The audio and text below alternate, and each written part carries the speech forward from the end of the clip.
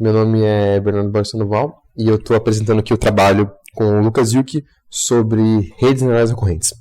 Basicamente, nesse trabalho, a gente vai passar por cima de que problema que as redes neurais recorrentes surgem, o que problemas elas resolvem, passar por cima da arquitetura de uma rede neural recorrente clássica, explicar alguns problemas que ela tem e como que esses problemas são solucionados em algumas redes neurais recorrentes um pouco mais sofisticadas.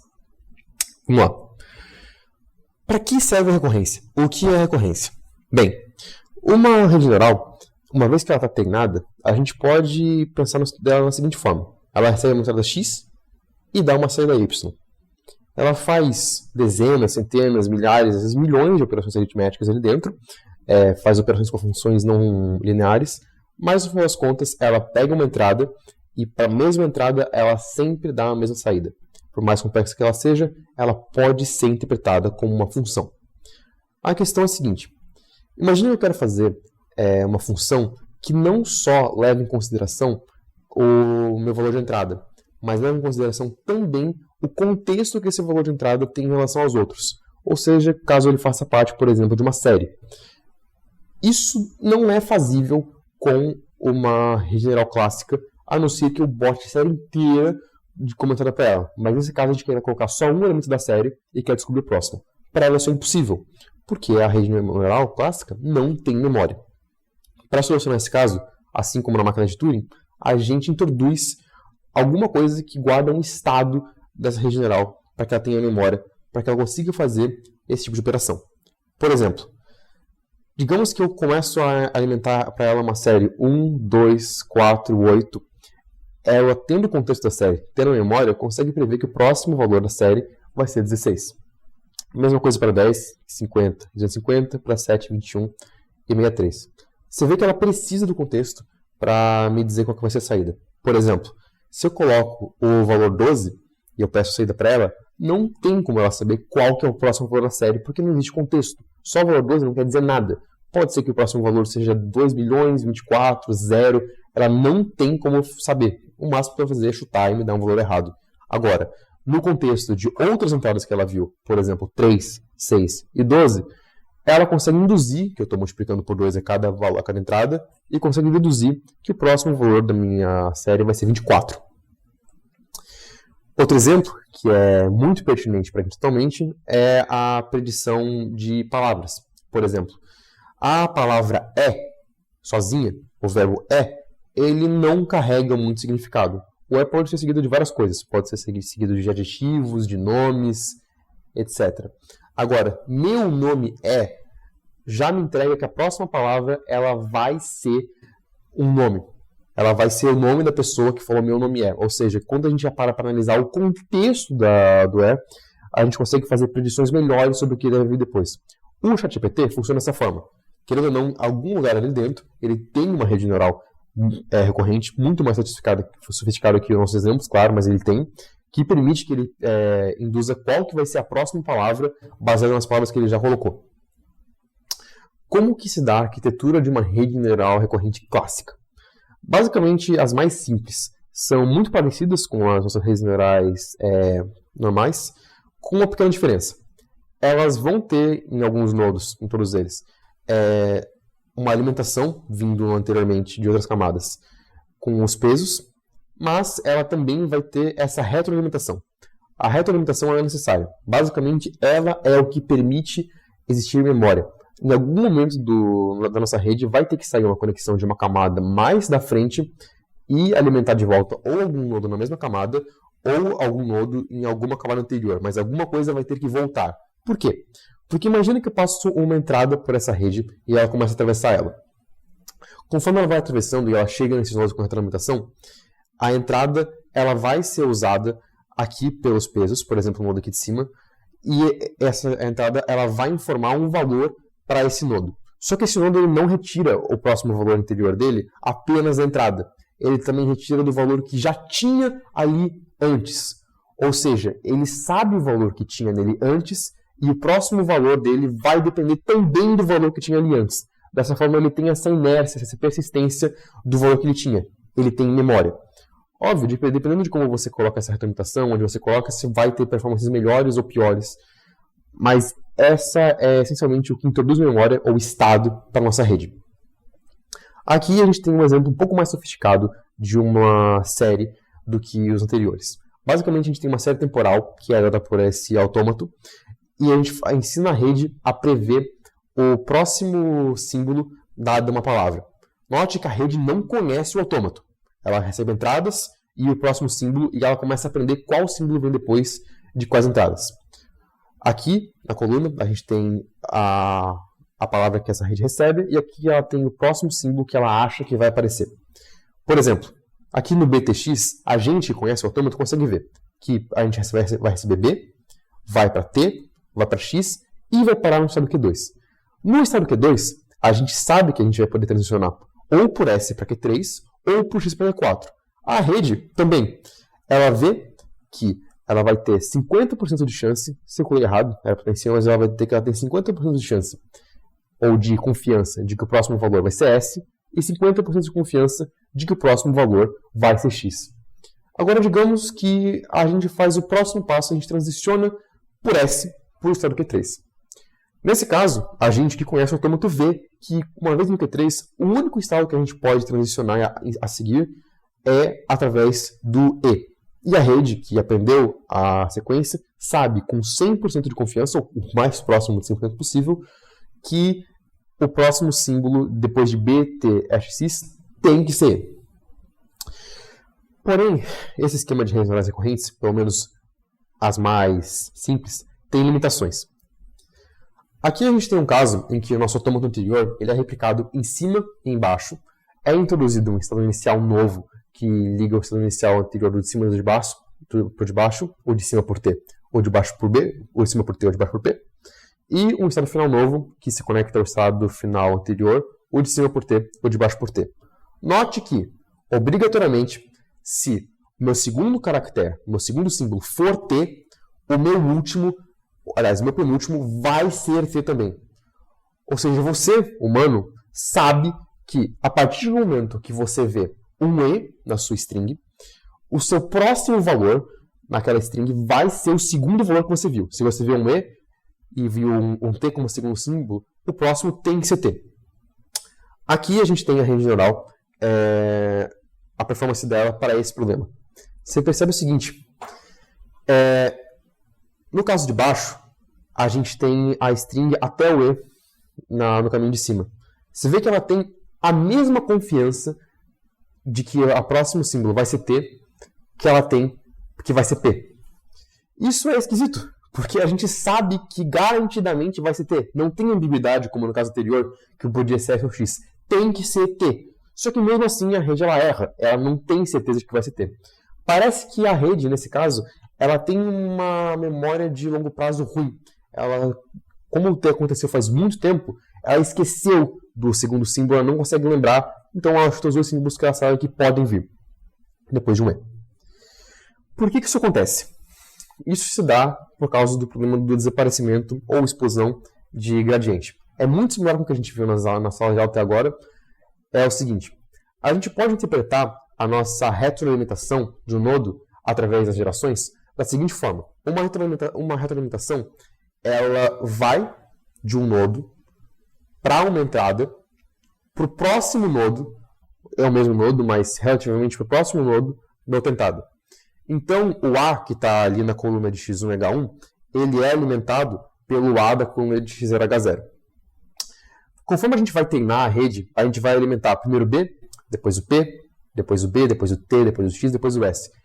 Só que você percebe que surge um problema. A gente já viu que quanto maior é a rede, por causa da quantidade de pesos de transições que são feitas na rede, as transições que estão mais perto, mais afastadas da saída, são atenuadas. É difícil você conseguir fazer ajustes em coisas que aconteceram há tanto tempo. E você vê que por causa dessa minha disparidade temporal, basicamente o primeiro B ele é atenuado. Cada vez que eu faço um novo caractere, eu faço uma nova transição. Eu faço uma nova transição, e mais uma nova. E quando você chegou ao E, para você conseguir ajustar a rede, para que ele se adeque ou para que ele consiga se ajustar à sequência inteira de caracteres que eles viu, os caracteres mais antigos, a parte da sequência mais antiga, ela vai ser atenuada por causa da quantidade de transições entre aspas, no neurônio de memória que tem ali. Então, basicamente, quando a gente vai pegar essa nossa string e treinar para aprender ela, os símbolos mais recentes vão ser os que vão ter mais importância para o treinamento da rede, e os símbolos mais antigos eles vão ser atenuados, então vai ser mais difícil de treinar para lembrar deles. Dessa forma, a gente acaba treinando, sem querer, a rede a ter uma memória de curto prazo boa, mas uma memória de longo prazo ruim. Ela esquece que aconteceu muito tempo.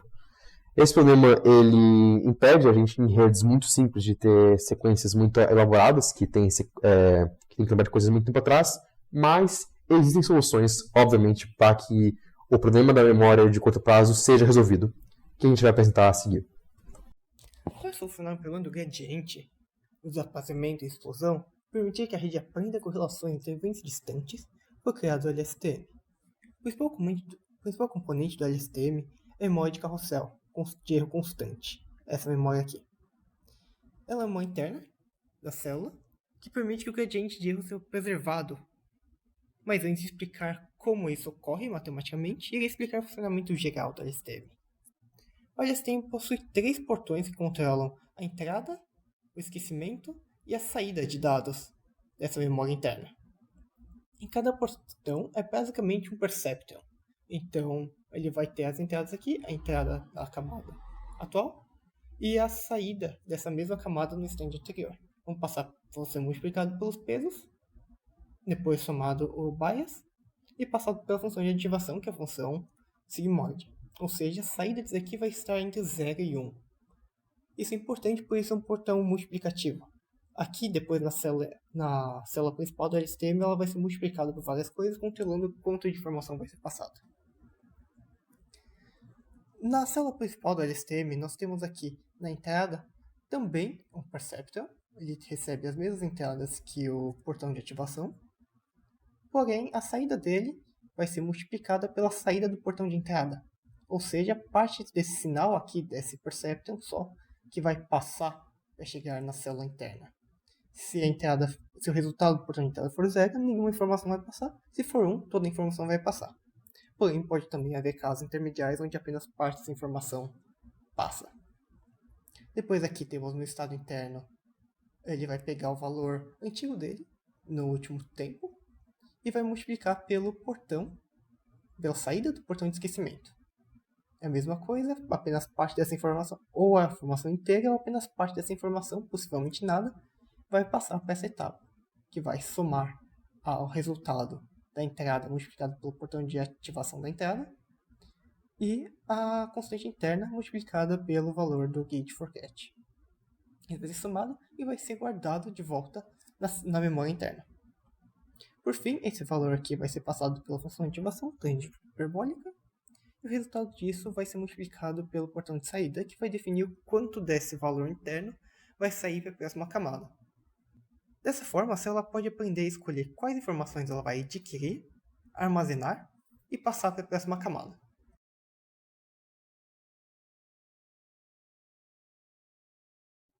Para solucionar o problema do gradiente, o desaparecimento e explosão, permitir que a rede aprenda correlações entre eventos distantes, foi criado o LSTM. O principal componente do LSTM é a memória de carrossel, de erro constante, essa memória aqui. Ela é uma memória interna da célula, que permite que o gradiente de erro seja preservado. Mas antes de explicar como isso ocorre matematicamente, irei explicar o funcionamento geral do LSTM.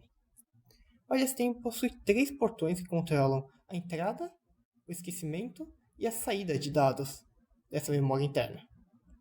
Em cada portão é basicamente um perceptron.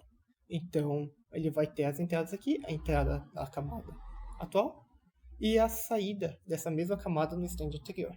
Vamos passar por ser multiplicado pelos pesos, depois somado o bias e passado pela função de ativação, que é a função sigmoide. Ou seja, a saída disso aqui vai estar entre 0 e 1. Isso é importante, por isso é um portão multiplicativo. Aqui, depois na célula principal do LSTM, ela vai ser multiplicada por várias coisas, controlando quanto de informação vai ser passada. Na célula principal do LSTM, nós temos aqui na entrada, também um perceptor, ele recebe as mesmas entradas que o portão de ativação, porém a saída dele vai ser multiplicada pela saída do portão de entrada. Ou seja, parte desse sinal aqui, desse perceptor só, que vai passar para chegar na célula interna.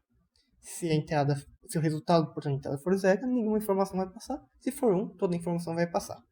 Porém, pode também haver casos intermediários onde apenas parte dessa informação passa. Depois aqui temos no estado interno, ele vai pegar o valor antigo dele, no último tempo, e vai multiplicar pelo saída do portão de esquecimento. É a mesma coisa, apenas parte dessa informação, ou a informação inteira, ou apenas parte dessa informação, possivelmente nada, vai passar para essa etapa, que vai somar ao resultado da entrada multiplicado pelo portão de ativação da entrada, e a constante interna multiplicada pelo valor do gate forget. Isso vai ser somado e vai ser guardado de volta na memória interna. Por fim, esse valor aqui vai ser passado pela função de ativação, tangente hiperbólica, e o resultado disso vai ser multiplicado pelo portão de saída, que vai definir o quanto desse valor interno vai sair para a próxima camada. Dessa forma, a célula pode aprender a escolher quais informações ela vai adquirir, armazenar e passar para a próxima camada.